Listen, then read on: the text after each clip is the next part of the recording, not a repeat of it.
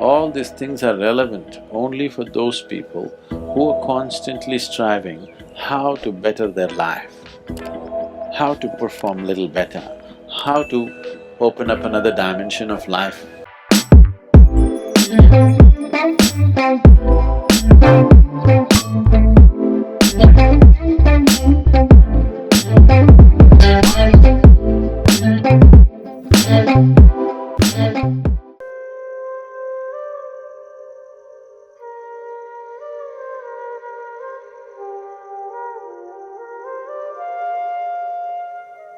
So in the yoga center, the day starts with a small marble-sized ball of neem and turmeric. There are many aspects to this, of what impact it has on your system. But first of all, the neem tree, which is generally all over India, today probably being grown in another 10 to 12 different geographical locations around the world, but originally, by nature, indigenous to Indian subcontinent, is one of the most complex leaves that you can find on the planet. It is supposed to have over 150 complex chemical patterns within it. There are both health aspects, energetic aspects, and spiritual dimensions attached to this. So, having said that, what the neem does to your system? Well, in more tangible terms, one immediate thing it will do is, it will keep your alimentary tract clean. When we say clean, this is a region, this whole digestive process is a region where you have maximum amount of other life. Within this alimentary tract, there are a whole host of microorganisms. Many of them have turned friendly to us. We are living because of them, we are able to digest food because of them. Many functions in the body happen because of them. But still there are many who are harmful to us. The uniqueness of neem, especially when it is taken along with turmeric, if these two things go together, largely those things which are not necessary for the body, those things which can harm the body, any kind of parasital life which is there, all these things get eliminated. So there is something called as transmission. So what you generate in your stomach, where all does it go, to what extent does it go, is a very important aspect which in today's world people are simply not conscious of. If you want to facilitate this, well, there are yogic practices, but even to assist that, this neem and turmeric can be a tremendous process because it facilitates that your transmission of energy is evenly across. And once you start noticing this, then by choice you can move your energies where you want. When I say you can move your energies where you want, right now, if I say this, people will start imagining all kinds of things, so let me limit that. But anyway, right now, I want to speak.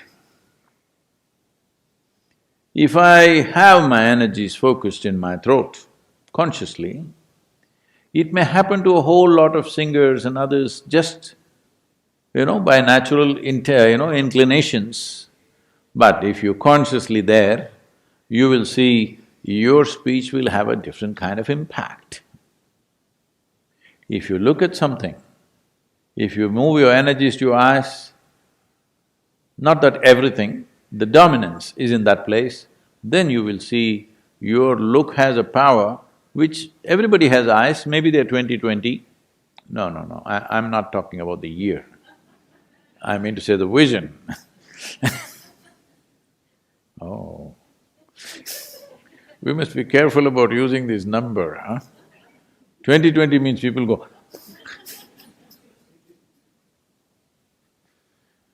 so your vision may be normal, but doesn't have the same power, will not grasp the same things, will not penetrate the same way.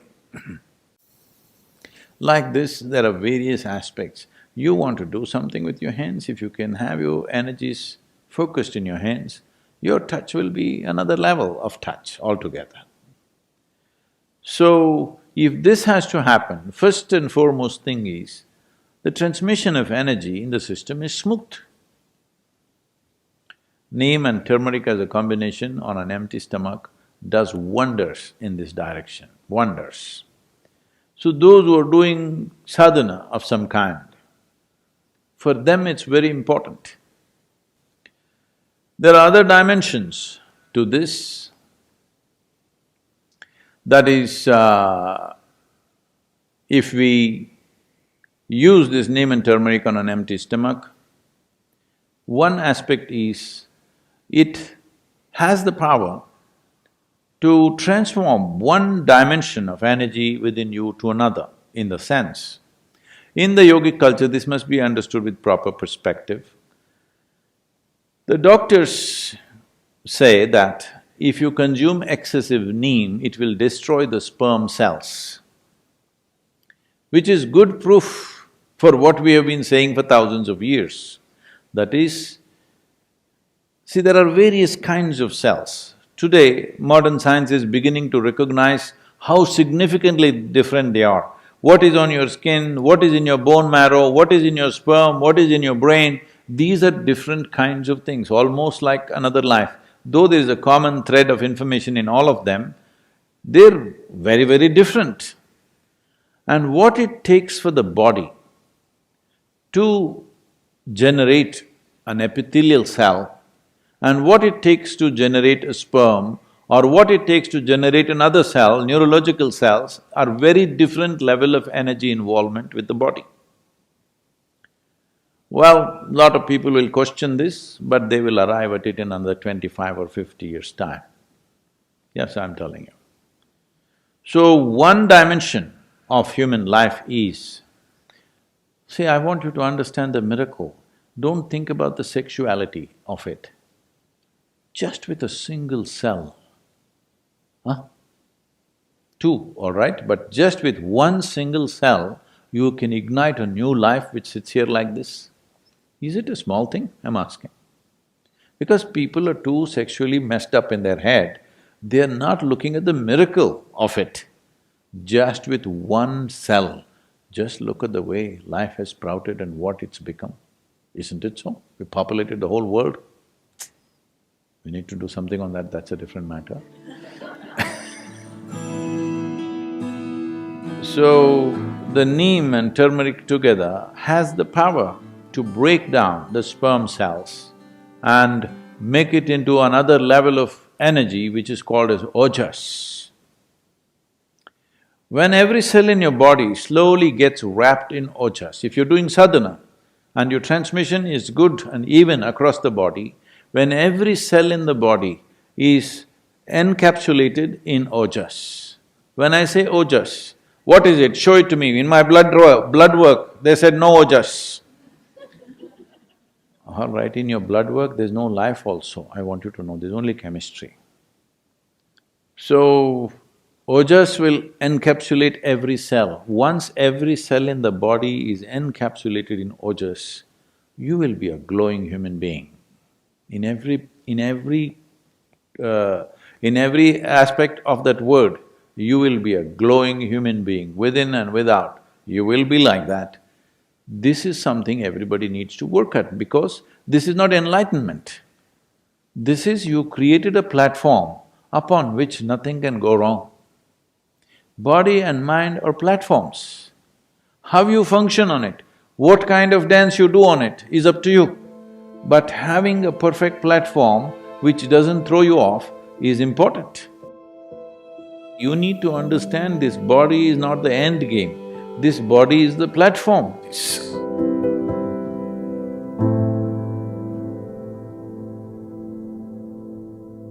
In Karnataka, there are certain tribes called Jenukurubas. Jenukurubas means they're honey shepherds. Some time ago, I had the opportunity to live with them for a short while. Their diet is like this. First thing in the morning, one bamboo glass, bamboo shoot sliced off like this. It takes about 3/4 of a liter. 3/4 of a liter of honey in the morning, that's all the diet. You drink 3/4 of a liter of honey in the morning and then you're out in the forest. In a day, easily you walk 30 to 40 kilometers and you climb a minimum of 50 trees and get off up and down the trees. Until evening, there is nothing else. As you harvest honey, whatever comes on your hand, you lick that. So in a day, almost more than a liter and a half honey you're taking in. When you come back in the evening, there is some cereal, usually it's called jola, that's jawar or it's like maize or ragi or something like this. Their main staple diet is honey. And you drink this 3/4 of a liter of honey and whole day you're so active, but there is no hunger, you're just fired up like that. They live on this, they're called honey shepherds. Their diet is honey. Honey is one of the best things that you can consume. Psychological stability, physical well-being, vitality, all these things can be greatly enhanced simply consuming daily honey.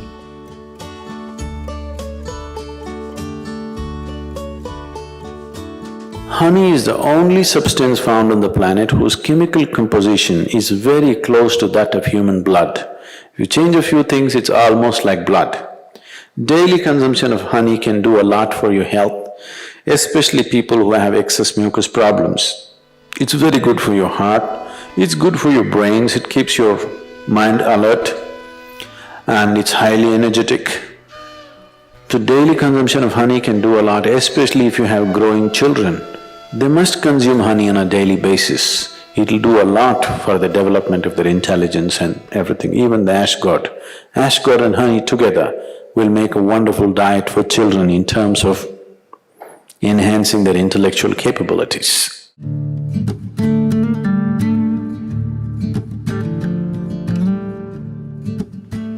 If you cook honey, it'll become poisonous. Honey should not be cooked.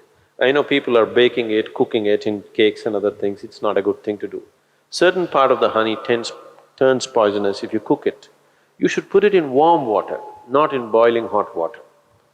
If you put it in hot water, it sets off a certain kind of enzymes, behave in a certain way in the honey that it tends to take away weight from the body.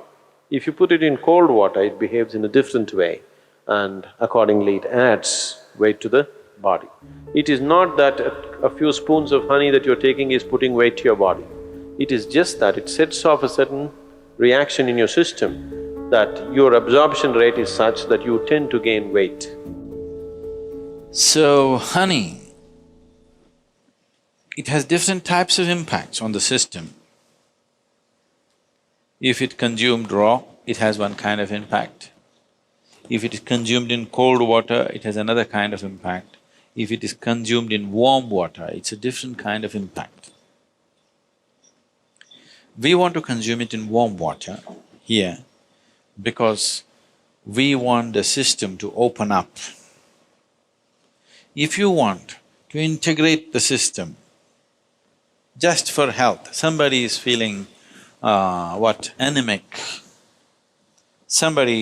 Anemia means on one level the blood has lost its iron, that means you lost your steel, okay? You lost the strength in the body, you'll feel exhausted, simply exhausted for nothing. Because once the necessary iron is not there, your ability to carry oxygen through the body is less. That means your body, your heart, your brain, everything will be on a lower level of function because you don't have enough oxygen. So, to take care of this, one of the simple things is you consume a little bit of honey in warm water on a daily basis and you will see slowly the RBC content will go up.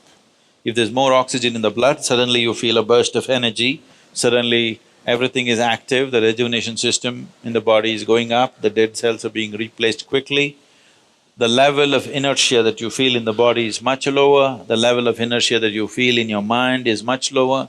So consuming honey will bring a certain balance to the circulatory system, which is very, very essential for a yoga practitioner because you're pushing the body in certain ways. So keeping the blood chemistry in a certain balance, keeping the blood pure will definitely happen with a regular consumption of honey, and it's very necessary for someone who practices yoga. And turmeric also does similar things, it purifies the blood and it brings a certain translucence to your energies. Turmeric is one substance which not only works on the physiology, it also works on the energy system, and it is also true with honey that it also has impact on your energy system. Honey makes you more vibrant. Turmeric kind of calms you and keeps you easy. Morning you're having a little bit of honey, neem and turmeric. So consumption of neem and turmeric with a mildly laced honey water, it should be very mild. Mildly laced honey water together acts as a wonderful way of cleansing the system, dilating the system, that when you do sadhana, one thing, it brings flexibility to the muscles. Another thing is because the dilation brings flexibility to the muscle, and that flexibility, as a consequence, becomes a way that you slowly build the system into a more powerful possibility. If you want to bring a new level of flexibility, one thing is, lot of toxicity has to go from the system.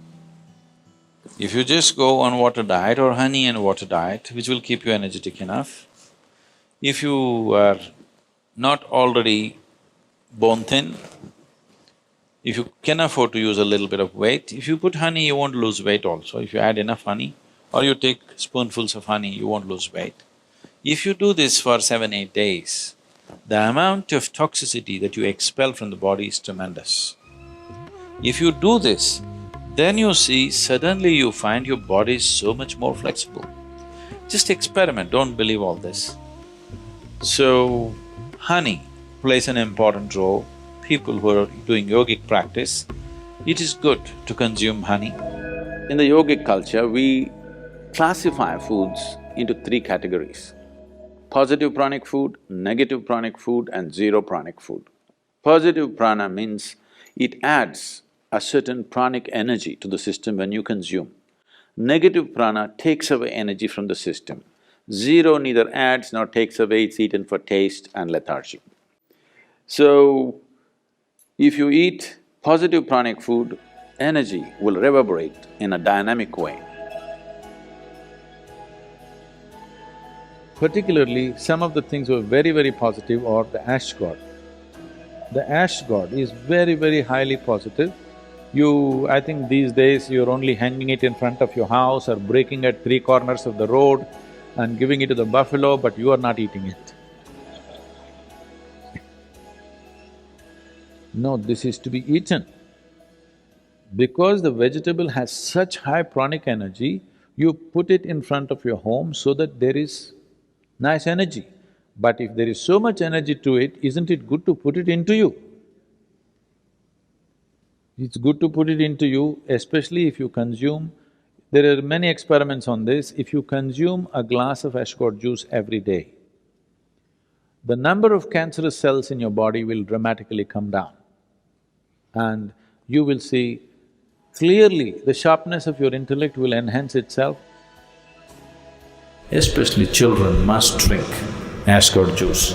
Daily consumption of ashgod, you will see distinctly your mind seems to be clearer and sharper. This will be noticeable within a few weeks of consumption of ashgod. You will see, morning you drink coffee, it gives you energy with agitation. You drink a glass of ashgod juice, it gives you enormous amount of energy. At the same time, it keeps you very, very calm. One should consume it as much as you can. But those of you who are asthmatic, who are susceptible to colds and coughs, such people, if you consume ashgod juice, you may immediately have colds because it cools the system. So if such a problem is there, such people should always add a little bit of honey or pepper to ash gourd juice and consume it. This will neutralize the cooling effect of the ash gourd to some extent. When we were eating for survival, we ate whatever we could lay our hands on. Now that we have choices, we have to choose what's best for the body. If we don't choose like this, then we will somehow live and go. All these things are relevant only for those people who are constantly striving how to better their life, how to perform little better, how to open up another dimension of life. If these concerns are there, then what kind of food or fuel you put into this machine is very, very important.